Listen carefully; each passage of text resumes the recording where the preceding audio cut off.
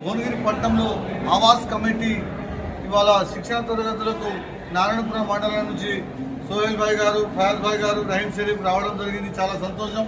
ఇవాళ ఆవాస్ కమిటీ ఇవాళ పిలుపు మేరకు ఇవాళ భువనగిరి పట్టణంలో ముస్లింలపై జరుగుతున్నటువంటి అరాచకాలకు అనేక రాష్ట్రాల్లో ఇవాళ ముస్లింలకు ఎంతో హింసిస్తున్నారు. ఇవాళ కేంద్ర ప్రభుత్వం ముస్లింలపై కక్ష సాధించి చర్య పాల్పడుతుంది. కాబట్టి ఈ ఆవాస్ కమిటీ ద్వారా ఇవాళ ముస్లింలకు దయచేసి వాళ్లకు విన్నపిద్దామని చెప్తే ఇవాళ ప్రతి మండలం నుంచి రావాలని చెప్పేసి చెప్పడం జరిగింది. అయినా కొంతమంది రాలేకపోయారు. చాలా బాధాకరము. అయినప్పటికీ ఇవాళ ఆవాస్ కమిటీ చేసినటువంటి మంచి సంతనగా కనిపిస్తుంది. ఇవాళ భారతదేశంలో స్వతంత్రం కోసం పోరాడినటువంటి ముస్లింస్ ఎందరో ఉన్నారు. ఇవాళ మహానుభావులు ఇవాళ చూస్తుంటే ఒక్కొక్కరికి కళ్ళకెళ్ళి నీళ్ళు వచ్చే పరిస్థితి ఉంది. ఇవాళ దేశం కోసం త్యాగం చేసి కేవలం ముస్లింస్ ఎక్కువ మంది ఉన్నారు. ఈ యొక్క ఎగ్జిబిషన్ లో చూస్తుంటే ఇవాళ ఎంత బాధగా ఉందంటే చెప్పుకోలేని పరిస్థితి. ఇవాళ ముస్లింస్ ఇవాళ దేశం కోసం ఇంతమంది త్యాగం చేసినట్టే మామూలు విషయం కాదు.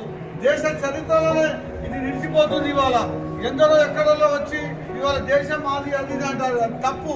ఇవాళ భారతదేశానికి ముస్లింసే ఇవాళ మంచి మూలకారకులు.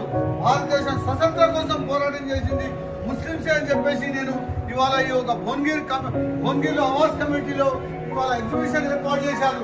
దాంతో ఉద్దేశించి ఇవాళ మహిళలు కానివ్వండి ఎంతో మంది ఇవాళ త్యాగం చేయడం వల్లనే ఇవాళ భారతదేశ స్వతంత్రం వచ్చిందని చెప్పేసి అబ్దుల్ కలాం లాంటి వాళ్ళు ఎందరో ఇవాళ ఇక్కడ చూస్తుంటే విగ్రహాలు కానివ్వండి ఇవాళ ఇక్కడ పెట్టినటువంటి ఎగ్జిబిషన్ లో చూస్తుంటే చాలా సంతోషంగా ఉంది. ఇంతమంది ముస్లింస్ మన దేశం కోసం పోరాడారా అనే బాధ నాకు ఉంది. ఎందుకంటే అయినా ఇవాళ ముస్లింలకు ఇవాళ అక్కడ ఇక్కడ పోండి అని చెప్పేసి కొంతమంది హీనంగా మాట్లాడుతున్నారు. ఈ భారతదేశం మాది. బతుకున్నంత కాలం ఈ యొక్క భారతదేశం ఏకంగా ఉంటాము.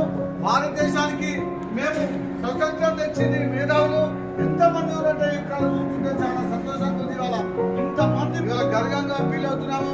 దయచేసి ఎవరు కానీ ముస్లింలకు ఎలాంటి ఉద్దేశంగా ఉండాలని వందలాది వేలాది మంది త్యాగం చేస్తే భారతదేశం ఇవాళ స్వతంత్రం వచ్చింది.